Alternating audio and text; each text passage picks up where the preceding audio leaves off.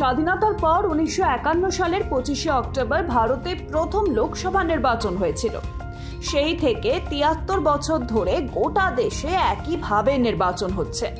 স্বাধীনতার পর থেকে দেশ যত এগিয়েছে, জাতীয় রাজনীতিতেও একাধিক পরিবর্তন এসেছে, আর জোট রাজনীতিটাকে এক নতুন দিশা দেখিয়েছে।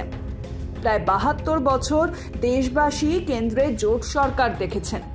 তবে গত 10 বছরে সরকার গড়তে শরিকদের উপর ভরসা করতে হয়নি শাসক দলকে, কিন্তু চলতি লোকসভা ভোটে আবারও সরকার গড়ার জন্য শরিকদের উপর ভরসা করতে হলো বিজেপিকে।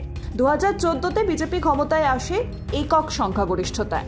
2019 সালেও নিরঙ্কুশ সংখ্যাগরিষ্ঠতা পেয়েছিল বিজেপি, কিন্তু 2024-এর সাধারণ নির্বাচনে সংখ্যাগরিষ্ঠতা পায়নি গেরুয়া শিবির। তবে সংখ্যাগরিষ্ঠতা পেয়েছে বিজেপি নেতৃত্বাধীন এনডিএ জোট। তাই এবার সরকার গড়তে শরিকদের উপর ভরসা করতে হচ্ছে বিজেপিকে। এবারের নির্বাচনে 240টি আসনে এককভাবে জয়ী হয়েছে বিজেপি।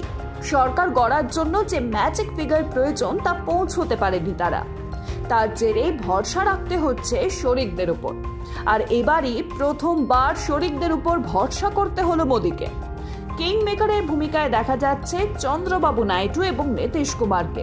1977 সালে জরুরি অবস্থার পর দেশ প্রথম জোট সরকার দেখেছিল। সেবার জাতীয় জনসংঘ সহ 11টি দল একজোট হয়ে সরকার গড়েছিল। রংধনু জোট 1979 সাল পর্যন্ত স্থায়ী হয়েছিল।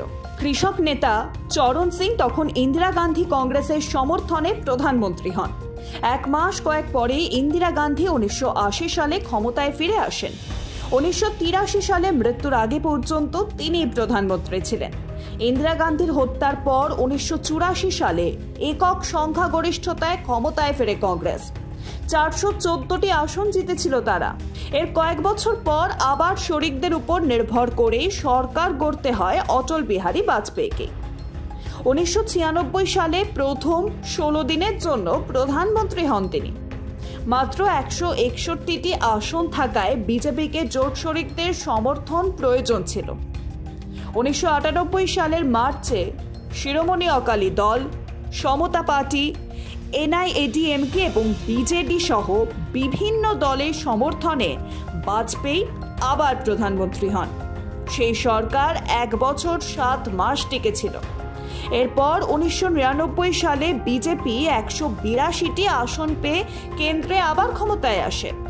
সেবার 5 বছরের মেয়াদ পূর্ণ করেন তিনি। এরপর 10 বছর কংগ্রেস নেতৃত্বাধীন জোট সরকার দেখেছে দেশ। কিন্তু 2014 সালে নরেন্দ্র মোদীর নেতৃত্বে একক সংখ্যাগরিষ্ঠতা নিয়ে ক্ষমতায় আসে বিজেপি। বলা হয় মোদীর নেতৃত্বাধীন বিজেপি সরকার আসলে মোদী শাহের সরকার, অর্থাৎ এই সরকারের দুই প্রধান মুখ নরেন্দ্র মোদী এবং অমিত শাহ। 2019 সালেও এই দুই মুখই বিজেপিকে বিরাট সংখ্যাগরিষ্ঠতা এনে দিয়েছিল। ফলে খাতায় কলমে এনডিএ জোট থাকলেও মোদী শাহকে কখনোই জোট সঙ্গীদের উপর নির্ভর করতে হয়নি।